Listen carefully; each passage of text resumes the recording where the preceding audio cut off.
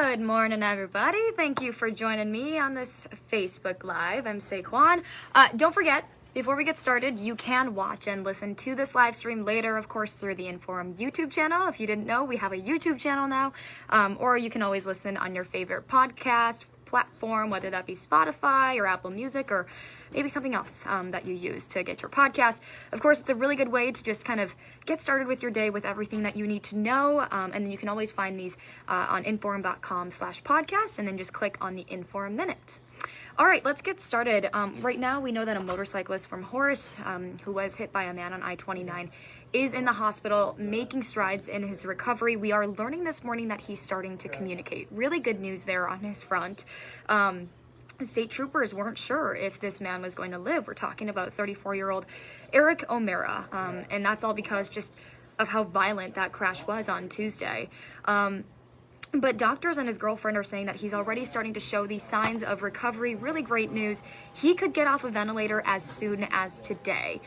So, of course, we'll keep you updated on that. There is a GoFundMe page that's been set up by his girlfriend, Heather, and you can help donate to that, and I'll tell you where to go to do that in just a second here. But last time we checked, which is on First News, during our show, he had raised more than $8,000 for his medical bills since around 3 yesterday afternoon. So we did also see Heather, his girlfriend's last update, which was as of midnight, and she said that Eric O'Mara was trying to write some letters in the air, and doctors gave him a whiteboard so he could communicate that way. So great strides in his recovery. If you would like to help support O'Mara in his recovery and his medical bills, you can go donate to the GoFundMe, and you can just do that by clicking on this story on our website, inforum.com. Okay. Also, for those of you who live in Moorhead, you might see some city assessors kind of going around in your yards in the coming weeks, and that's because it's property assessment season. So we got a look at this map from the city today on kind of the areas where those assessors are going to be. So that's along 12th Avenue South in Moorhead to 7th Avenue South. So think between the Meadows Park to Ridgewood Park. So these assessors are going to be probably taking some pictures of the outside of your home, trying to help figure out the current value of it, which also determines how much you're going to be paying in property taxes. So you can have these assessors just kind of examine and look at the outside of your house, but you can also have them do an internal inspection, which these assessors are saying are going to give you the most accurate value. So to schedule one of those, you can just call the Moorhead Assessor's Office. If you're ready for that number, it's 218-299-5310. So we're trying to figure out when exactly those assessments are going to start, but of course we'll let you know once we figure that out. Also, kind of some big news at Hector International Airport in Fargo. We've been telling you about these new 3D scanners that have been getting installed, right? And the whole goal of that was to cut down on the wait times at those TSA lines. And we know that today, work on the installation process should be wrapping up. And we had our photographer, Travis, out there for us. It looked very quiet, but of course, it's very early in the morning when our show is on the air. But two out of the 3 scanners are ready to go already, but the final lane is what they're working on, and that should be up and running by tomorrow. So, of course, TSA is saying these delays weren't as bad as they expected with the installation, but they're still asking you to get to the airport a few minutes early or way earlier over the next couple of weeks, just in case.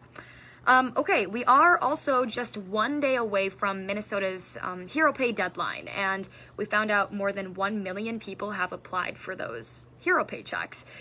So, of course, the amount that each worker gets is going to be determined on, how many people meet the requirements set by these state lawmakers. So right now, given the fact that more than 1 million people had applied, if every single one of those people is eligible, then workers are going to see checks probably closer to around $465. And we learned that these applicants are going to be notified if they meet those requirements at around mid-August. So in about a month. If you don't qualify, if you're not eligible, then you'll get a 15 window to appeal, a 15-day window to appeal. So those applications are due tomorrow at 5 p.m. And that's online, so you'll have to fill those applications out online. We do have a link on our website, InForum.com, where you can do that. Otherwise, I can find the website for you as well for the application. Let me look it up really quick so I don't get it wrong. It's just frontlinepay.mn.gov. I should have had that memorized by this point. But again, if you worked in the height of the pandemic, there are lots of requirements and eligibility requirements that you have to meet. So that's why I'm kind of pointing you ahead to our website, because we do have that breakdown of what you need to meet in order to qualify for these hero paychecks. That way you don't waste your time if you are not sure. Okay, we are also starting to get a feel for what that 2023 budget could look like for people living in West Fargo. So the preliminary budget shows that there's no increase in the mill levy, but it is assuming that voters are going to approve a half-cent tax increase for the city's police and the city's fire departments. It's not going to pay for any new staff for the city, but once the budget is set, that mill levy can't be increased, it can only be lowered.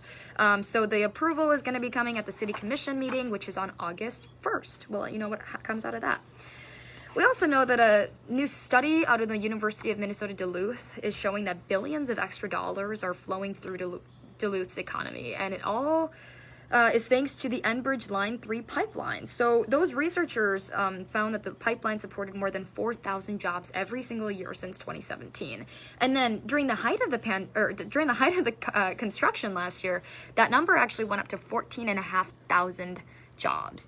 More jobs, more wages. Pipeline actually generated more than $5 billion in new spending.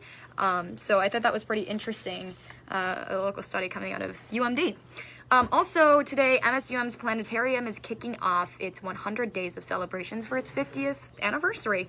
And it all starts off with today, as they're going to be showing some new images from the James Webb Space Telescope, and that's going to be inside the dome. You can go there from 6 to 8 tonight. If you're not familiar with it, the planetarium is in Bridges Hall, which is just off of 11th Street South. It's free to go. Everyone is welcome. And yeah, it'll be really cool to check out those images. Okay, let's talk more on a national level of things today. One of the former Minneapolis police officers convicted in violating George Floyd's civil rights, he's going to be learning how long he'll spend in federal prison. We're talking about Thomas Lane. He will start his sentencing in St. Paul at 10 this morning, so in less than 2 hours here. And federal prosecutors, we know, are asking for him to get 6.5 years in prison. So we'll let you know what happens in the courtroom. And yeah. Also today is the last planned hearing on the January 6th attack on the U.S. Capitol. So we did learn that today's hearing is going to be touching on several major topics, including missing Secret Service text messages and then former President Donald Trump's response to the riot. We also know Trump's former national security advisor is set to testify in court today as well. If you would like to watch the last planned hearing, again, we heard from someone who was saying that it's possible that there could be more, but this is, again, the last planned hearing. So that will be on WDAY. You don't even have to flip the channel, and that will air at 7 tonight, local time. Okay.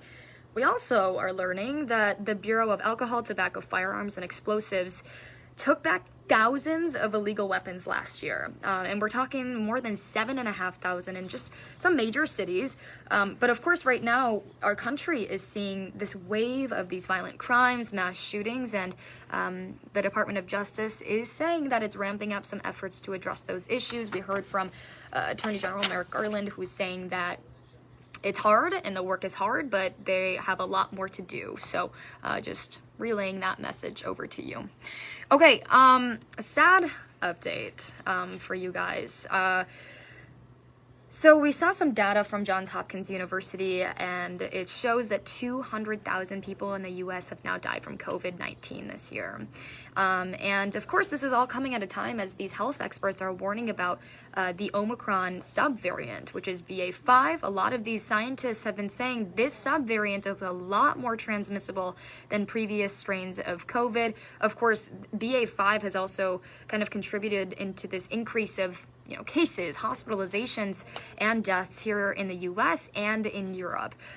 Since the start of the pandemic, more than 1.25 million Americans have died from COVID. That's a really big number there, really sad. But I wanted to let you know about our fight against COVID here. Okay, Hot Mic with Dom Izzo, 9 to 11, WDAY Extra, InForum.com. Dom's got a lot to talk about today. He has Christian Watson, who signed his rookie deal with the Packers, and then we have Tom Hoagie, which I'm so excited about this one. Tom Hoagie right now he already teed off actually, and he's playing in the 3M Open, which is in Blaine, Minnesota, and that's my hometown, and I think that's really cool. So he'll have a little live update on his round as well. And NDSU also has an incoming freshman baseball player who has been selected in the 7th round of the MLB. But he might not be coming to campus now. So there's a lot to talk about here. Make sure you go join Dom on his show, Hot Mic, 9 to 11, WDAY Extra, InForum.com. Really rooting for Hoagie here. Okay, InForum.com, there's an article by Jeremy Turley, and we touched on this on First News this morning as well, but here's the headline. North Dakota's only abortion clinic hopes lawsuit will give more time for move across state line. So just to kind of rehash what's going on here, if you're not familiar, if you didn't know, the Red River Women's Clinic in Fargo, the only abortion clinic here in North Dakota, was decided to, move to Moorhead, and they're still in the process of doing that. They also sued and filed a lawsuit saying that, this abortion ban infringes on North Dakotans' rights, and abortion is set to be illegal here or banned in North Dakota on July 28th. So, in just a week from now, unless a judge steps in. So there's a whole lot that Jeremy kind of talks about and does a really nice job covering. If you'd like to read up on that, just go to our website, InForum.com. Also, right now, before we go, I want to let you know, right now, you can get 6 months of unlimited local news, weather, sports, all of it for just $2. Not $2 a month, just $2 flat. That deal runs through July 26th, so you got about 5 days left, and then we move back to that same deal that we've kind of been talking about, 3 months at 99 cents a month. So go join, take advantage of that great deal while you can. All you have to do is just go on inform.com/subscribe. Okay, of course, you can tune into WDAY at 4, 5, 6, 9, and 10. Lots of updates to come, lots of news stories as well. And then you can always find some more updates on our website, inform.com. All right, everybody, hope you guys have a great day. We'll see you back here tomorrow morning from 5 to 7. Bye.